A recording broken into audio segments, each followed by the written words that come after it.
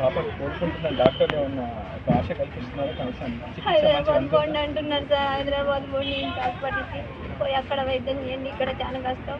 నడుముల వెన్నుపూస మొత్తం ఇరిగింది. పాప క్రిటికల్గా ఉంది అంటున్నారు సార్ డాక్టర్స్.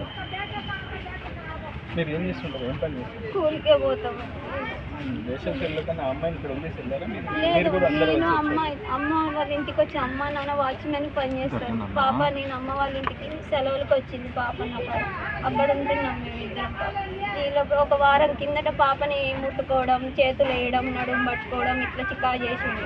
అయితే ఎందుకమ్మా తాత వాళ్ళు వాచ్మెన్ పని చేస్తున్నారు, మన పరిస్థితి బాగాలేదు, మనకెందుకు పెద్దవాళ్ళతో కూడా చెప్పిందమ్మా? ఆ పాప చెప్పింది సార్. నాకు చెప్తే నేనే వద్దు అని భయమేసి మాకు పెద్దలతో గొడవ ఎందుకని నా పాపని వద్దులేమ్మా మన ఇంటికి మనం వెళ్ళిపోతాం 4 రోజులు అయితే అని నేను చెప్పాను సార్. తర్వాత రమేషేనా? మొగ్గ అనిల్ కుమార్ రజిక మాట్లాడుతున్నా. చెప్పండి సార్. అదే నాకు ఇప్పుడే తెలిసింది, లేకుంటే ఏమైంది సంగతి పాప అమ్మమ్మ గారింటికి పోతే ఆడ అపార్ట్మెంట్ అబ్బాయి కొద్దిగా 40-45 ఉంటాయి. అయితే చికాకు చేసి పైనుంచి 4 స్టైర్ల మించి కింద చంపాలని చూసిండా? సంపాలను చూసి పిల్లని ఆగం చేసి అపార్ట్మెంట్కి వెళ్ళి కింద పడేసిండా? కింద పడేసిండన్న. ఓకే, ఆయన ఏం చేస్తాడు అపార్ట్మెంట్లో? అపార్ట్మెంట్లో ఓనరు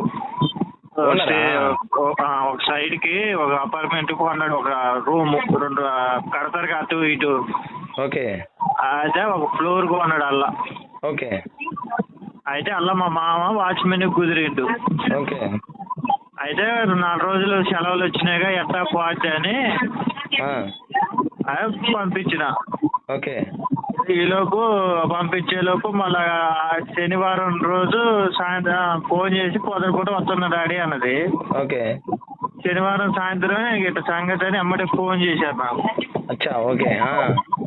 చేసి పిల్ల ఆగమైంది, డాబా నుంచి కింద పడది రా అంటే పోయినా. ఆ నుంచి ఏర్ హాస్పిటల్ తెచ్చిపోయాను, ఆ నుంచి గవర్నమెంట్లో తెచ్చిపోయాను అన్న. ఇప్పుడు ఏడున్నారు? ఇప్పుడు హైదరాబాద్ తీసుకెళ్తున్నాం. దారిలోనే ఉన్నారా? వెళ్తాను అన్న. ఓకే, ఓకే, నేను హైదరాబాద్లోనే ఉండేది. అదే నాకు ఇప్పుడే తెలిసింది. మీరేం వరి కాకండి, మీరు రండి, నేను ఉంటాను. తప్పని అరెస్ట్ చేసినారా? చేపించినాం సార్. ఓకే, పోలీసులు వచ్చారా? పోలీసులు కూడా ఇప్పుడు బందోబస్తుకు వచ్చారు. మీ ఎమ్మడి ఉన్నారా ఇప్పుడు? ఇప్పుడు మా అమ్మటి ఒక కానిస్టేబుల్ వచ్చారు రాష్ట్రంలో. ఓకే, ఓకే, నువ్వేం వరి కాకు, నేను ఉన్నాను. మీరు అధైర్యపడకండి. వానికి తప్పకుండా కఠిన శిక్ష, ఉరి శిక్ష పడేదాకా ప్రయత్నం చేద్దాము. మీరు బాధపడకండి, నేను ఉన్నాను. అన్నగా నేను ఉన్నాను.